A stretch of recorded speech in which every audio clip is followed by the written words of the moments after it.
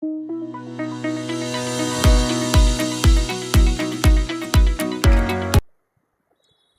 आज हम पढ़ने वाले हैं types of chemical reactions. Last time हमने जो टॉपिक देखे उनको आप एक बार देख लेना और उसके बाद इस वीडियो को आप देखना।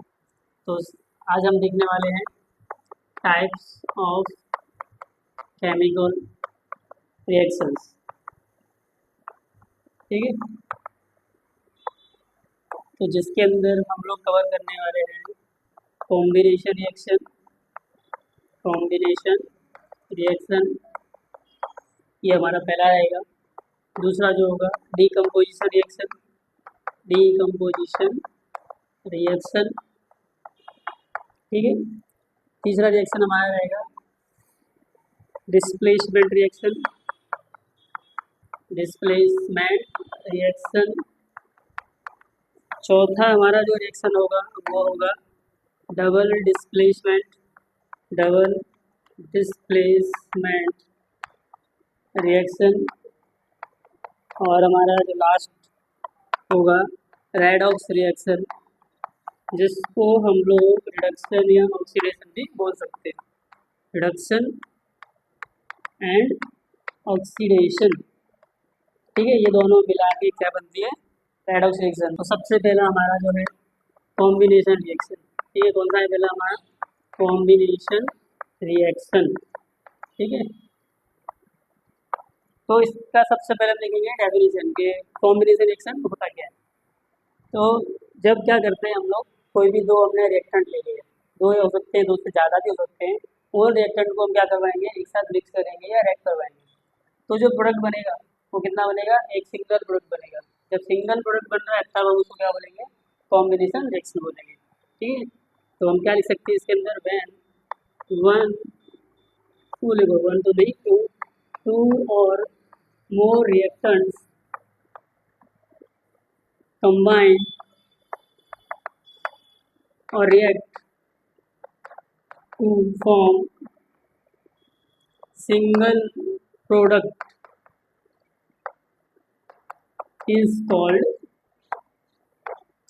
combination reaction। ठीक है, combination reaction मतलब क्या हो रहा है इसके अंदर? ये दो रिएक्टर ले रहे हैं या दो से ज़्यादा रिएक्टर ले रहे हैं, लेकिन जो प्रोडक्ट बनेगा वो एक सिंगल प्रोडक्ट बनेगा। जैसे एग्जांपल अगर हम देखें तो वही हम पुराने एग्जांपल लेते हैं, H2 + O2 गिव्स H2। तो हमने देखा यहाँ पे दो गैस ली हमने, H2 गैस ली है और ऑक्सीजन गैस ली है, हाइड्रोजन और ऑक्सीजन ली है, और हमको क्या मिला है? वाटर मिला है। ठीक है, तो हमने यहाँ जो रिएक्टर लिए हैं, ये जो दोनों है ये क्या है? रिएक्टेंट्स है। ठीक है, और ये हमारा जो बना है वो क्या है? प्रोडक्ट है। तो हम यहाँ देख पा रहे हैं कि रिएक्टेंट तो हमारे पास दो है, लेकिन प्रोडक्ट कितना बना है? एक बना है। तो इस तरह से हमने देखा कि जब दो या दो से ज़्यादा रिएक्टेंट कंबाइन होकर क्या बना रहे हो? सिंगल प्रोडक्ट, तो उसको क्या बोलेंगे? Combination reaction. अभी इसको हम बैलेंस कर लेते हैं एक बार। जैसे यहाँ पे ऑक्सीजन कितने हैं? दो है, और यहाँ एक ही है। तो जिस तरफ कम है उस तरफ हम क्या कर देंगे? कंप्लीट करेंगे। जैसे यहाँ दो है तो यहाँ मैंने पूरे कंपार्टमेंट टू का क्या कर दिया? मल्टीप्लाई कर दिया। टू का मल्टीप्लाई किया तो कितने हो गए? टू हो गए। लेकिन हाइड्रोजन कितने हो गए? यहाँ पे फोर हो गए, और यहाँ कितने हैं? टू है। तो हाइड्रोजन में मल्टीप्लाई कर दिया टू का, तो ये हाइड्रोजन भी फोर हो गए और ये भी फोर हो गए। तो ये हो गया हमारा पहला एग्जाम्पल। इसी तरह से हम देख लेते हैं N2 + H2 गिव्स NH3। ठीक है, तो यहाँ देखो, यहाँ पे नाइट्रोजन कितने हैं? दो है, यहाँ पे एक ही है तो टू का मल्टीप्लाई कर दिया। हाइड्रोजन कितने हैं? थ्री, और बाहर टू, तो थ्री टू जा सिक्स, लेकिन यहाँ पे कितने हैं? टू है, तो इसमें मैंने थ्री का मल्टीप्लाई कर दिया, तो यहाँ भी सिक्स, यहाँ भी सिक्स हो गए। ठीक है ना, तो यहाँ पे नाइट्रोजन गैस और यहाँ हाइड्रोजन गैस, और यहाँ हमको मिला अमोनिया में गैस फॉर्म। ठीक है, तो इस तरह से हम लोग कर सकते हैं। यहाँ पे भी दो रिएक्टेंट है और एक प्रोडक्ट है। इसके अलावा एक और एग्जांपल ले लो, H2 + Cl2 गिव्स HCl। ठीक है, ये भी गैस, ये भी गैस, ये लिक्विड गैस फॉर्म में भी ले सकते हैं। जनरली हमको लैब में ये HCl जो है एसिड लिक्विड फॉर्म में मिलता है, तो हम यहाँ लिक्विड कंसीडर करेंगे। ठीक है, तो यहाँ देखो हाइड्रोजन दो है, यहाँ एक ही है, क्लोरीन दो है, यहाँ एक ही है। तो मैंने इसमें क्या कर दिया? टू का मल्टीप्लाई कर दिया। टू का मल्टीप्लाई किया तो क्या हो गया? यहाँ पे दो Cl हो गए, यहाँ तो है, यहाँ दो हाइड्रोजन हो गए, यहाँ भी वही। ठीक है, तो इस तरह से हम क्या कर सकते हैं?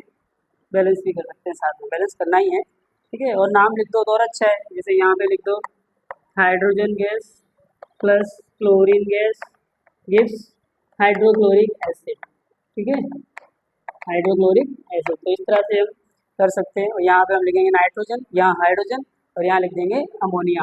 इसको क्या बोलते हैं? अमोनिया बोलते हैं, ठीक है। तो इस तरह से आपको लिखना है और ये रिएक्शन हो जाएगी आपकी कंप्लीट, ठीक है, देख लो। तो अभी हम देखते हैं डीकम्पोजिशन रिएक्शन। तो सेकंड हमारा क्या आया?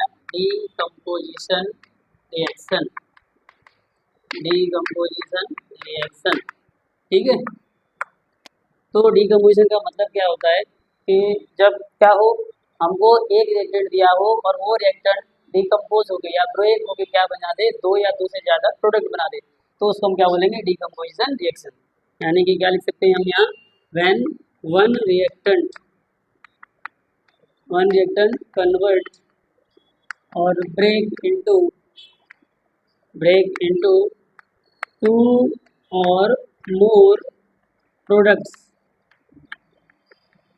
then this reaction is called decomposition reaction। तो अब इसके कुछ एग्जांपल्स देख लेते हैं। जैसे पहला एग्जांपल हम HCl का ही ले लेते हैं। HCl जो है अगर इसको हम ब्रेक करते हैं तो क्या बनता है? H2 plus Cl2। यानी एक हमारे पास क्या था? रिएक्टेंट था, और ब्रेक हो गए दो हमारे पास क्या आ गए? प्रोडक्ट आ गए। तो जैसे यहाँ पर एक है, यहाँ दो है, यहाँ एक Cl है, यहाँ दो Cl है, तो इसको बैलेंस भी करना पड़ेगा, ठीक है। तो दो Cl है, तो यहाँ मैंने दो से मल्टीप्लाई कर दिया, दो Cl हो गए। यहाँ पे कितने? दो H है, यहाँ पे दो H हो गए, ये हो गया सिंपल बैलेंस। ये एक एग्जांपल हो गया। दूसरा हम ले लेते हैं CaCO3। इसको हम बोलते हैं कैल्शियम कार्बोनेट। क्या है ये? Calcium carbonate. तो इसको ब्रेक करते हैं हम लोग। तो जब ये ब्रेक होगा तो क्या बनेगा? CaO plus CO2। ये है कैल्शियम ऑक्साइड और ये है कार्बन डाइऑक्साइड। यहाँ कितने कैल्शियम है? लेफ्ट साइड में 1, राइट साइड में कितने हैं? 1। कार्बन कितने हैं? इधर भी 1 है, इधर भी 1 है। ऑक्सीजन 3 है। यहाँ देखो, इसमें 2 हो गए और एक इसमें हो गया, टोटल हो गए ना 3। तो राइट और लेफ्ट में बराबर होने चाहिए। तो ये हमारा हो गया बैलेंस। तीसरा एक एग्जांपल और देख लेते हैं, लेड नाइट्रेट ले लेते हैं, ठीक है। PbNO3 का होल ट्वाइस, मतलब कि लेड नाइट्रेट। ये क्या है? Lead nitrate. लेड नाइट्रेट जो है वो ब्रेक होता है lead oxide plus nitrogen dioxide, और साथ में निकलेगी oxygen gas NO2 plus O2, ठीक है। अब इसकी बैलेंसिंग की तरफ देखते हैं। यहाँ पे एक लेड है, यहाँ पे भी एक लेड है। अभी तो ये बैलेंस है। नाइट्रोजन कितने हैं? यहाँ पे 2, यहाँ पे एक ही है। तो अभी स्टार्टिंग में क्या करो? पहले 2 से मल्टीप्लाई कर दो, यहाँ तो 2 हो गए। अभी ऑक्सीजन कितने हैं? 3 2 6। यहाँ कितने हैं? ये कितने होगा?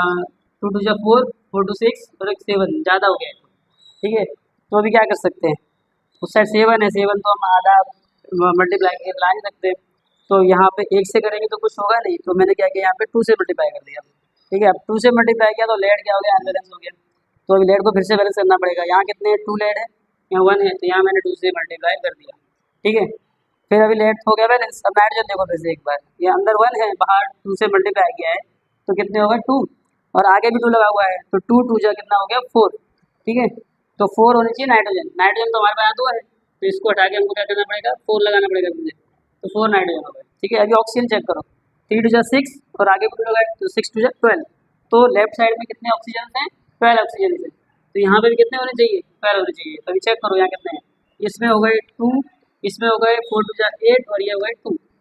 तो 2 और 8 10, और यहाँ 2 कितने हो गए? 12। तो ये हो गया ना बैलेंस हमारा ये, ठीक है। तो इस तरह से हम बैलेंस कर सकते हैं। और ये जो हमारा रिएक्शन है जिसके अंदर एक रिएक्टेंट था लेकिन प्रोडक्ट 2 मिले या 2 से ज़्यादा मिले, तो उसको हमने क्या बोला है? डीकम्पोजिशन रिएक्शन, ठीक है, देख लो।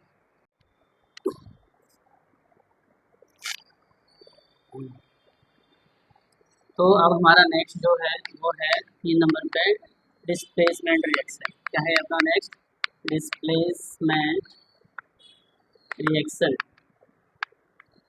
इस डिस्प्लेसमेंट रिएक्शन के अंदर क्या होता है कि एक हमारे पास रहेगा मेटल और दूसरा रहेगा एक सॉल्ट सॉल्यूशन। दूसरा जो सॉल्ट सॉल्यूशन में मेटल है और एक जो हमने अलग से मेटल लिया है, तो अलग जो मेटल है वो ज़्यादा रिएक्टिव होना चाहिए किससे? सॉल्ट सॉल्यूशन वाले मेटल से। जैसे मान लो मेरे पास है पोटेशियम और साथ में मैंने लिया है CaCl2। तो ये जो CaCl2 मैंने लिया है, ये क्या है? एक सॉल्ट सॉल्यूशन है या सॉल्ट है, ठीक है। और ये क्या है? ये हमारे पास है एक अलग से निकला हुआ मेटल जो कि इस वाले के कंपैरिजन में ज़्यादा एक्टिव है। तो अभी मैं आपको कुछ एलिमेंट्स बताता हूँ रिएक्टिविटी के बेस पे। जैसे सबसे ज़्यादा जो रिएक्टिव होता है वो होता है पोटेशियम एलिमेंट होगा, पोटेशियम, फिर sodium, calcium, magnesium, aluminium, zinc, उसके बाद iron, lead, hydrogen, copper, mercury, silver और गोल्ड।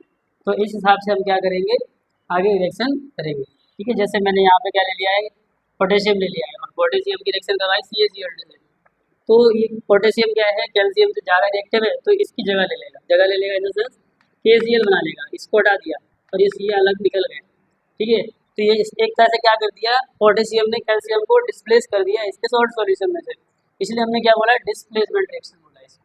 ठीक है, तो दूसरे वाला इसको मान लिया हमने A मेटल और ये B मेटल का क्या है, सॉल्ट सॉल्यूशन है। ठीक है, तो 20 वाला जो होगा वो लेस रिएक्टिव मेटल होगा, ए वाला क्या होगा, वो रिएक्टिव एलिमेंट होगा, तो ये रिएक्शन होगी वरना नहीं होगी। ठीक है, तो ज़्यादा रिएक्टिव एलिमेंट क्या करेगा, दूसरे वाले को जो कि लेस रिएक्टिव होगा उसको डिस्प्लेस कर देगा। ठीक है, तो इस तरह से हम कर सकते हैं। और ये हमारा क्या है, एक सीरीज है जिसमें सबसे पहले नंबर पे आता है पोटेशियम, जो कि क्या है ज़्यादा रिएक्टिव है, उसके बाद सोडियम, फिर कैल्शियम, मैग्नीशियम, एल्यूमिनियम, जिंक, और इस तरह से हम लास्ट में सबसे कम रिएक्टिव कौन है, गोल्ड। ठीक है, तो गोल्ड और सिल्वर जो होते हैं बहुत कम रिएक्टिव होते हैं, इसलिए हम ये गोल्ड और सिल्वर की क्या बनाते हैं, ऑर्नामेंट्स बनाते हैं पहनने के लिए, ताकि जल्दी रिएक्ट ना करें। ठीक है, आयरन का पहन लोगे तो क्या होगा, कोरोजन हो जाएगा, क्या मतलब रहेगा पहनने का। ठीक है, तो हम इस तरह से एक एग्जाम्पल और देखते हैं। ये एग्जाम्पल ले लेता हूँ, कैल्शियम ले लिया और ZnCl2 ले लेता हूँ साथ में। ठीक है, तो कैल्शियम देखो अभी हमने लिखा था, इसके अंदर कैल्शियम क्या है, जिंक से ज़्यादा रिएक्टिव है, तो ये इसकी जगह लेगा, तो क्या बनेगा अपना CaCl2 बनेगा और साथ में जिंक निकल जाएगा। तो ये बैलेंस भी कर लो, बैलेंस नहीं किया ये वाली रिएक्शन को हमने, तो यहाँ पे पोटेशियम एक है, यहाँ भी एक है, कैल्शियम एक है, लेकिन Cl2 है, तो बैलेंस करना पड़ेगा ना। तो 2 Cl था तो हमने यहाँ 2 से मल्टीप्लाई कर दिया, 2 क्या हो गया, तो इसको भी 2 करना पड़ेगा। ठीक है, कैल्शियम तो एक है ही, तो इसमें कुछ करना नहीं है। यहाँ भी देख लो एक बार, यहाँ एक कैल्शियम, यहाँ भी एक कैल्शियम, जिंक एक, क्लोरीन 2, तो इसमें तो कुछ करना ही नहीं है। ठीक है, एक एग्जाम्पल और देख लेते हैं, जैसे चलो मैं ले लेता हूँ AlOH का होल ट्वाइस थ्राइस आएगा। ठीक है, और इसको मैं डिस्प्लेस करवाता हूँ, कैसे करवाऊँ, मैग्नीशियम से करवाऊँ। चलो मैग्नीशियम से करवाओगे इसको, तो ये थ्राइस इसलिए आया क्योंकि यहाँ पे Al3+ था, इस पे क्या है Mg2+ होता है, तो यहाँ आएगा MgOH का होल ट्वाइस। ठीक है, क्योंकि इस पर 2 चार्ज होता है, Al पे 3 चार्ज था इसलिए यहाँ 3 था, यहाँ पे 2 है इसलिए आएगा, और निकलेगा क्या, एल्यूमिनियम। अब इसको बैलेंस कर लो एक बार, यहाँ एक मैग्नीशियम, यहाँ भी एक मैग्नीशियम, एक एल्यूमिनियम, ऑक्सीजन कितने, यहाँ 3 है, यहाँ पे 2 ही है। ठीक है, हाइड्रोजन कितने, यहाँ पे 3 है, यहाँ 2 ही है। तो क्या करना है अभी देख लो, तो अगर मैं एक का मल्टीप्लाई करूँगा तो कुछ होने वाला नहीं, 2 का मल्टीप्लाई करूँगा इधर करूँगा तो ये कितना हो जाएगा, 4 होगा, 3 से मतलब नहीं है, तो यहाँ पहले मैं 2 से मल्टीप्लाई कर देता हूँ, यहाँ 2 से मल्टीप्लाई कर दिया, तो 2 एल्यूमिनियम हो गए, चलो 2 लगा दिया, 2 एल्यूमिनियम हो गए। ऑक्सीजन कितने हो गए यहाँ पे, 2, ये 2 हो गए। हाइड्रोजन कितने हो गए यहाँ पे, सॉरी 2 हो गए ऑक्सीजन, ये 3 लगाए ना मल्टीप्लाई में, यहाँ पे 3 3 डिजिट 6 हुए, तो यहाँ 2 है, यहाँ 3 लगाना पड़ेगा, मतलब 3 लगा देंगे तो क्या होगा, ये 2 बन गया और ये 3 से मल्टीप्लाई किया तो टोटल 6 ऑक्सीजन हो गए। यहाँ भी देख लो भाई, ये 3 ऑक्सीजन हो गए, 2 से मल्टीप्लाई किया तो 6 हो गए। ठीक है, अब हाइड्रोजन देखो, यहाँ 3 2 जा 6, यहाँ भी देखो ये 2 और 2 3 जा 6, तो हाइड्रोजन भी 6, ऑक्सीजन भी 6, मैग्नीशियम एक है, यहाँ पे 3 है, तो यहाँ 3 से मल्टीप्लाई कर दो।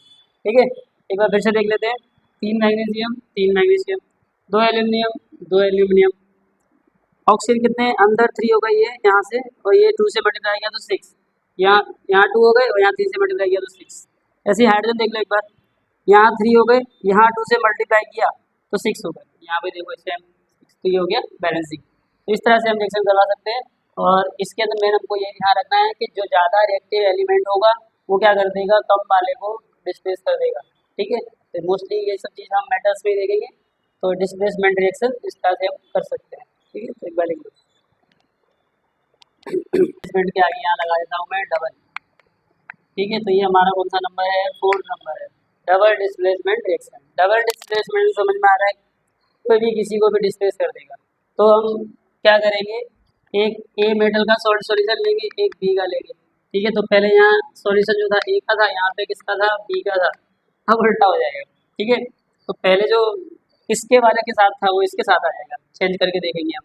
ठीक है, तो पहले हम बी का सॉल्यूशन लिख देंगे, फिर हम ए का लिख देंगे। ठीक है, जैसे एग्जांपल के तौर पर मैं लेता हूँ, इधर KCl लिया और इधर मैंने ले लिया CaOH का होल ट्वाइस। ठीक है, ये अलग अलग लेना तो आइडिया अच्छा रहेगा। तो यहाँ पे KCl है और यहाँ पे CaOH का होल ट्वाइस है, मतलब अब K को जाना पड़ेगा OH के साथ में और ये जो Cl को जाना पड़ेगा किसके साथ में, कैल्शियम के साथ में। तो Cl और कैल्शियम साथ में आएंगे, मतलब एक्सचेंज हो जाएगा आपस में। तो डिस्प्लेसमेंट कैसे हुआ, डबल हुआ, इसका इधर आ गया इसका इधर आ गया, चेंज एकदम। ठीक है, तो अभी क्या आएगा K का OH के साथ में तो KOH बन जाएगा, Cl जाएगा कैल्शियम के साथ में तो क्या बनेगा CaCl2। ठीक है, तो एक बार देख लो बैलेंसिंग है कि नहीं, एक कैल्शियम एक कैल्शियम, Cl कितने हैं यहाँ पे, एक है, यहाँ दो है, तो दो का मल्टीप्लाई करना पड़ेगा इसमें, तो दो का मल्टीप्लाई कर दिया तो ये तो 40 से भी चेंज हो गया, 40 से चेंज हो गया तो यहाँ भी दो से मल्टीप्लाई करना पड़ेगा, तो दो के दो के दो Cl दो Cl, मतलब कि दो क्लोरीन। ठीक है, कैल्शियम एक है, यहाँ भी एक है, ऑक्सीजन कितने हैं देखो दो, दो पहले से बैलेंस है, हाइड्रोजन कितने हैं, हाइड्रोजन भी दो है, तो ये क्या हो गए, दो हो गए। ठीक है, तो ये हो गया हमारा बैलेंस। इस तरह से एक और एग्जांपल देख लेते हैं हम लोग, मान लेते हैं NaNO3 ले लिया मैंने और ले लिया साथ में ZnCl2।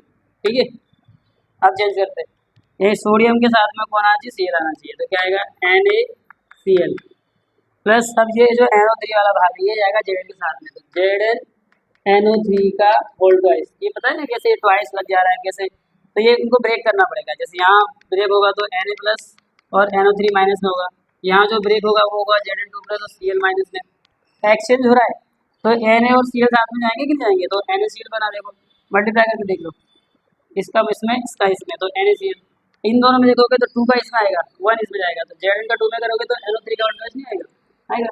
ठीक है, तो जो अपने पहले लेक्चर में देख चुके हैं हम लोग, ये कंपाउंड फॉर्मेशन वाला जो वीडियो था हमारा, उसमें हमने ये सब चीज़ देखी हुई है, तो अगर जिसने ना देखी हो तो वो उस वीडियो को जाके देख सकता है। ठीक है, तो इस तरह से हम कर सकते हैं, तो इसको मैं हटा देता हूँ। तो अभी देखो बैलेंसिंग एक बार, यहाँ पे कितना सोडियम है, एक, यहाँ भी एक, NO3 कितना है यानी कि नाइट्रोजन एक, यहाँ पे दो है, गड़बड़ हो गया, तो वहाँ पे नाइट्रोजन दो है, यहाँ पे एक ही है, तो कम वाले में मल्टीप्लाई करना पड़ेगा ना, 2 का कर दिया क्योंकि वहाँ 2 है, तो 2 Na हो गया, तो अब इधर भी 2 लगा दो Na करने के लिए 2। ठीक है, दो सोडियम, नाइट्रोजन कितने हैं, दो, ये देखो दो नाइट्रोजन, ऑक्सीजन कितने 3 2 जा 6, ये रहा देखो 3 2 जा 6, जिंक कितना है एक, ये रहा एक, क्लोरीन कितने हैं दो, यहाँ तो दो हैं पहले बस, और ये देखो यहाँ भी है, यहाँ भी बैलेंस हुआ है, ये दो से हमने मल्टीप्लाई किया था ना तो बैलेंस हो गया। तो इस तरह से हम कर सकते हैं, और भी रिएक्शन है हमारे पास में। अब मान लो आप ले लो AgCl plus ZnBr2, zinc bromide ले लिया हमने। ठीक है, तो AgCl है तो अब Ag के साथ Br आएगा, तो AgBr लिख दो, प्लस Zn के साथ Cl आएगा तो ZnCl2, बैलेंस कर लो एक बार, इधर एक Ag मतलब कि सिल्वर, यहाँ भी एक सिल्वर, एक क्लोरीन, यहाँ दो क्लोरीन, तो अब इसको 2 से मल्टीप्लाई करना पड़ेगा, 2 से मल्टीप्लाई कर दिया हमने। ठीक है, तो 2 Ag, इधर भी क्या हो गया हमारे, इधर तो एक ही, इधर भी 2 करना पड़ेगा, इधर भी 2 कर दिया, तो 2 Ag, Cl कितने दो, यहाँ पहले से 2 है, जिंक ये रहा जिंक एक है, Br2 ये हो गया 2 मल्टीप्लाई करके। ठीक है, तो इस तरह से हम लोग सॉल्व कर सकते हैं, तो ये हमारा क्या हो गया, डबल डिस्प्लेसमेंट रिएक्शन। ठीक है, रेडॉक्स रिएक्शन। ठीक है, रेडॉक्स रिएक्शन, अब रेडॉक्स रिएक्शन जो है ये कुछ दो चीज़ के मिलकर बना है, एक तो होता है रिडक्शन और दूसरा क्या है ऑक्सीडेशन। ठीक है, एक है रिडक्शन और दूसरा है ऑक्सीडेशन। रिडक्शन का मतलब क्या होता है, रिमूवल ऑफ ऑक्सीजन, क्या होता है, रिमूवल ऑफ ऑक्सीजन।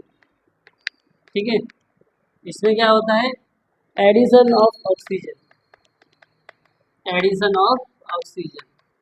ठीक है, हाइड्रोजन के बेस पर हम देख सकते हैं, जैसे अब रिडक्शन है तो इसमें क्या जुड़ेगा, एडिशन होगा किसका, हाइड्रोजन का, एडिशन ऑफ हाइड्रोजन। ठीक है, ऐसा ही इसमें क्या होगा, रिमूवल होगा हाइड्रोजन का, रिमूवल ऑफ हाइड्रोजन। ठीक है, तो अब एग्जाम्पल के तौर पे हम देख लेते हैं यहाँ, जैसे मान लो मेरे पास था कॉपर प्लस मैंने ऑक्सीजन गैस इसको दी, बर्निंग किया तो क्या बना, CuO बना। ठीक है, CuO बना मतलब ऑक्सीजन ऐड हो गया ना, पहले कॉपर अकेला था अब O के साथ में, मतलब एडिशन ऑफ ऑक्सीजन हुआ, तो इसको हम क्या बोल सकते हैं, ऑक्सीडेशन। ठीक है, तो अभी बैलेंस करना पड़ेगा, यहाँ एक कॉपर यहाँ भी एक, ऑक्सीजन कितने दो, लेकिन यहाँ एक 2 से मल्टीप्लाई कर दिया, अब कॉपर 2 हो गए तो यहाँ भी 2 से मल्टीप्लाई कर दो। ठीक है, इसी तरह से क्या करो, मान लो मेरे पास है H2, ठीक है।